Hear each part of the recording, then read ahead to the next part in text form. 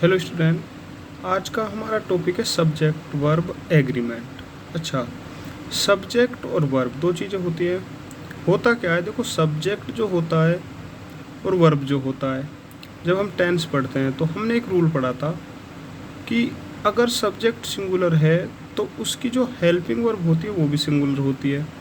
यहाँ पे देखो इसका भी यही रूल होता है कि अगर हमारा सब्जेक्ट सिंगुलर है तो वर्ब भी सिंगुलर होगी।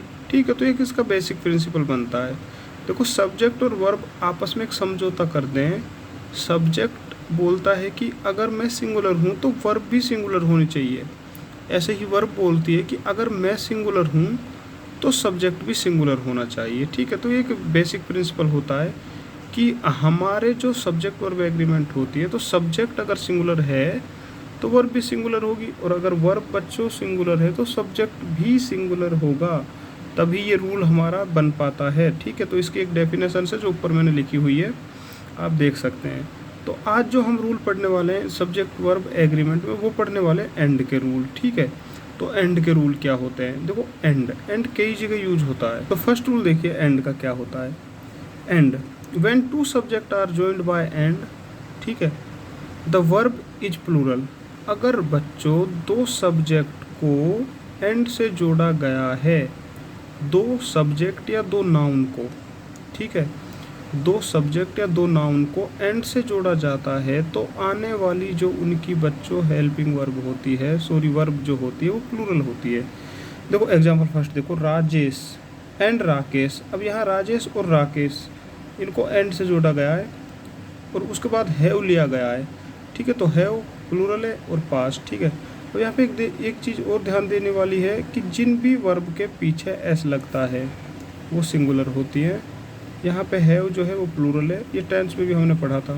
तो अगर two subjects are joined by and the verb is plural, okay, Rajesh and Rakesh have passed, तो वर्ब जो है हमारी वो प्लूरल है। ठीक है, राजेश एंड राकेश एंड से जुड़े हैं।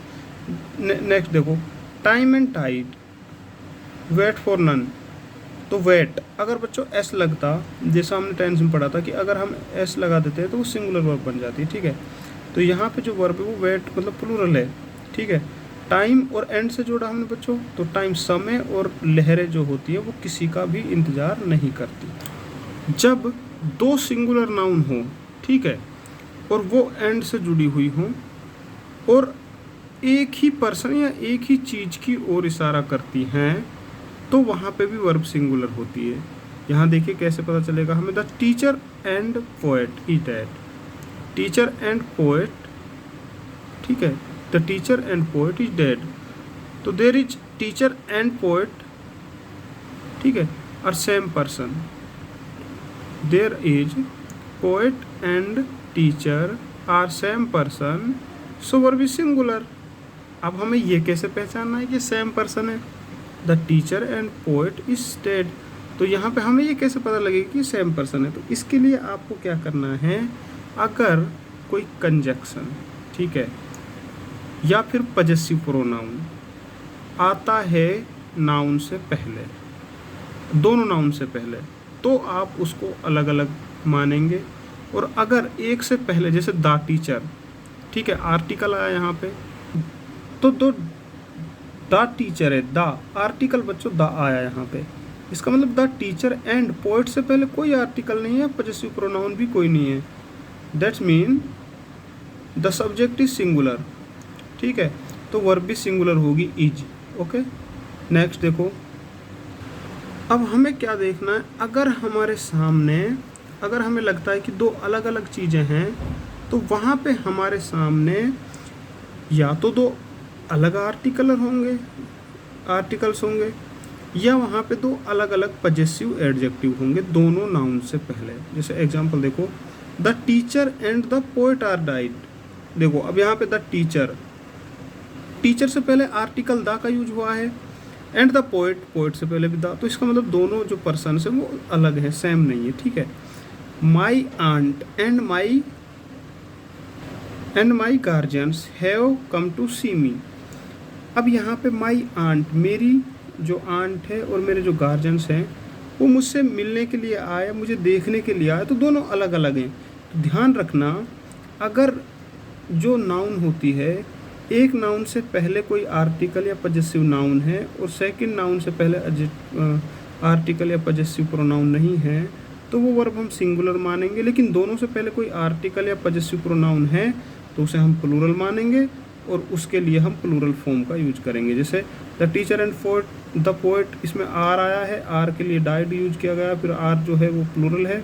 माई आंट एंड माई गार्जियंस, अब इसमें हैव का यूज किया गया है, हैव बच्चों प्लूरल है, ठीक है, हैव सिंगुलर होता है। एंड का जो एक सबसे इम्पोर्टेंट रूल होता है वो ये भी होता है कि अगर दो सिंगुलर नाउन हो और वो एक ही आइडिया को रेफर करती हैं या एक ही आइडिया को देखती हैं या किसी एक ही चीज़ के लिए उनका यूज हो रहा है, तो भी वर्ब सिंगुलर होगी। जैसे age and experience, bread and butter, bag and baggage, coming and going, hammer and sickle, long and short, rice and curry, slow and steady, ठीक है, सम एंड सब्सटेंस etc।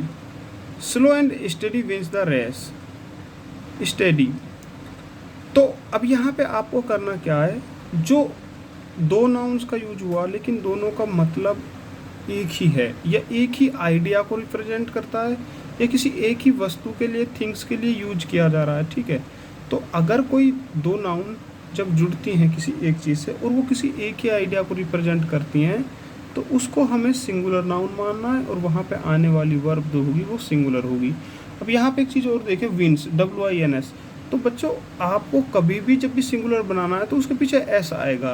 ध्यान रखना, किसी भी सिंगुलर हेल्पिंग वर्ब को देखो, आप किसी भी वर्ब को देखो, तो वहाँ पे हमेशा आपको जो एस लगाना है उससे वो सिंगुलर बन जाएगी। तो आपको हमेशा एस लगा के सिंगुलर वर्ब बनाना है। तो ये ध्यान रखें। एंड के रूल आज हमने पढ़े, बाकी रूल्स के पढ़ेंगे बाद में। इस वीडियो को आप अच्छे से देखें और समझने की कोशिश करें एंड के जितने भी रूल हैं, ये बहुत इंपॉर्टेंट होते हैं सब्जेक्ट वर्ब एग्रीमेंट में। Thank you.